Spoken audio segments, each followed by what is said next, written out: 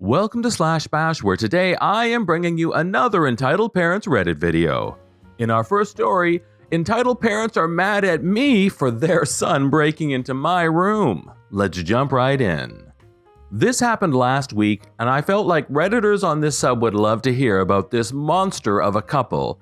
Just thinking about this, I'm shaking in frustration and sheer astonishment at this level of entitlement. Meet the cast. These are all fake names. OP, well, that's me and I'm absolutely fabulous. My pronouns are they and she. Clem, my flatmate and close friend, who's a male, he and him. The intruder, who's the entitled parent's son. Susan, the entitled mom, who's the poshest Karen I've ever seen. Chad, an entitled dad. He will let you know that he's a lawyer.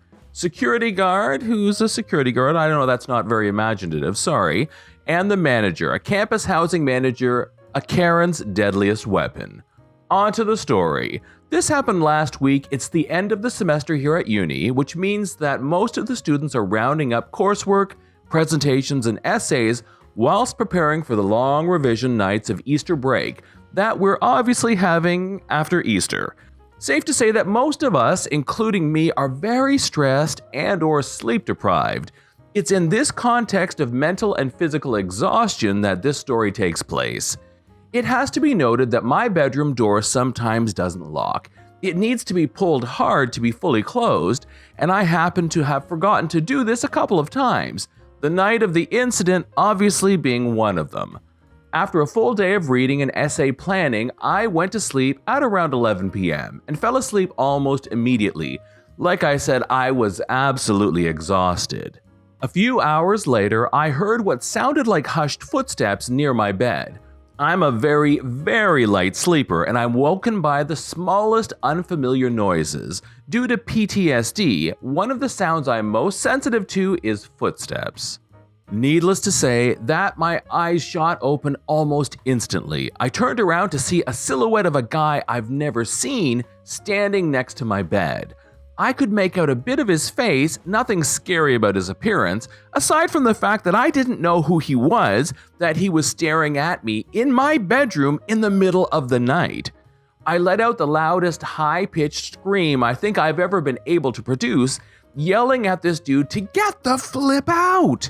He seemed taken aback but didn't react much, which made it even scarier. I was crying, hyperventilating. It seemed like I was about to die, have a heart attack or something of the sort. Before I had time to do anything, my flatmate Clem was in the room, also yelling at the dude to get out, whilst trying to give me a shirt to cover myself. I sleep naked, so Clem assumed the dude was trying to assault me. All the commotion attracted the security guard that was walking the halls. He separated everyone and took the intruder out in the common area to give me some time to compose myself and get dressed to explain what happened.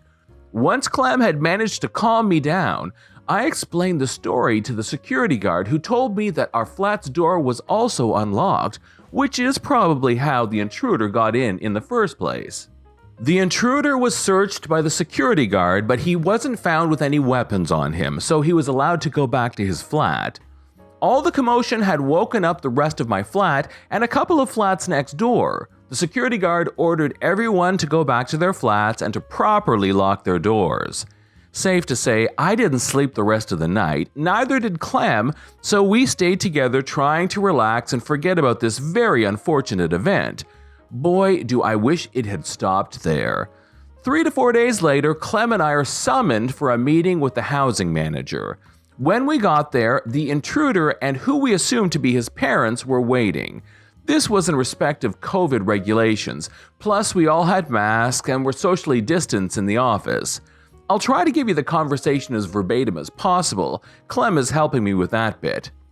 Good afternoon, everyone. Clem, OP, the intruder, thank you for taking some time out of your studies to meet with us. As you know, there's been a very unfortunate incident Monday night as the intruder broke into OP's room, which caused them a great deal of fright. The intruder, Mrs. Entitled Mother, and Mr. Entitled Dad, you've called this meeting to contest the intruder's expulsion from the housing following the incident. Is that correct? The Entitled Mother, Entitled Dad nodded, looking fairly confident. The intruder, On what ground are you contesting the expulsion?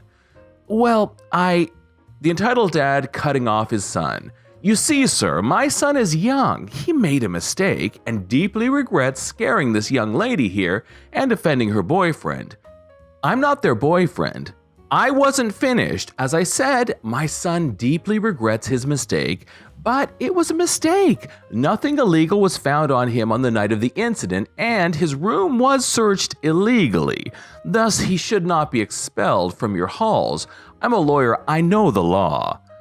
We will discuss this in a second, sir, but I would like to hear from the intruder, whom I'm sure can speak for himself and give us his explanation. The intruder looked at his dad, who gave him a nod, almost like he was waiting for his dad's permission to speak.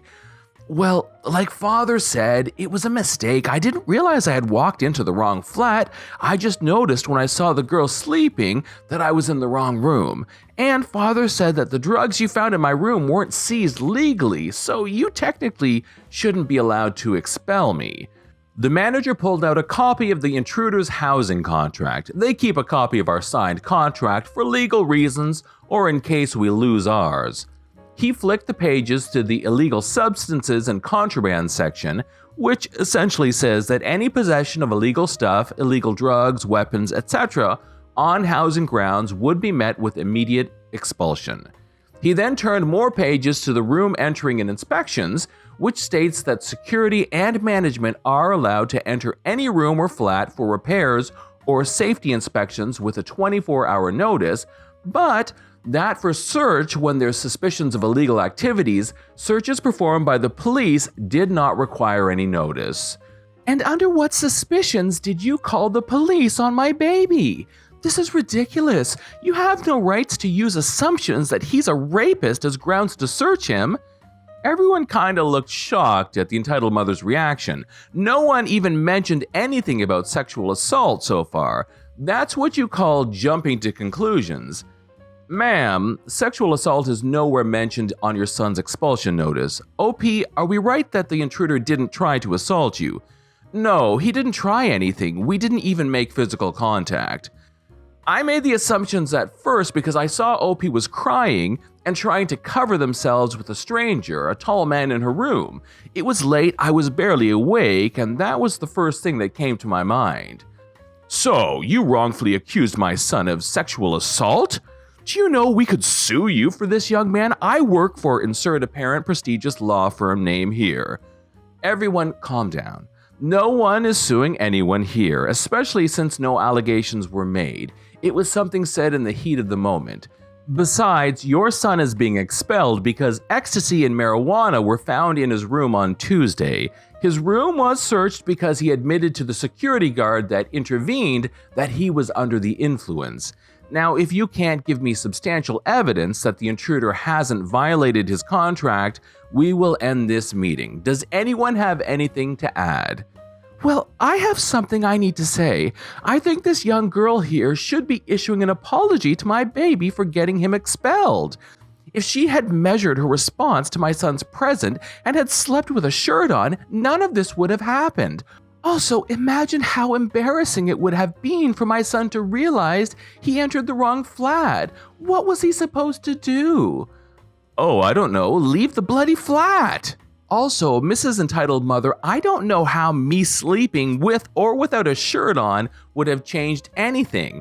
I had my covers to my chin, and I won't change my sleeping habits in case someone decides to break into my room at 3 in the morning. Yeah, I didn't see anything in the moment. I only realized you were shirtless when I was taken out of the room because the lights were turned on. Mommy, please stop with that. Son, don't speak to your mother this way. We're doing everything to keep you here, so show some respect. The meeting ended shortly after this. We left and the intruder was expelled. But honestly, I feel sorry for him. He doesn't seem to be a bad person, and his parents are just garbage people that will coddle him, probably for the sake of their image more than for his own good.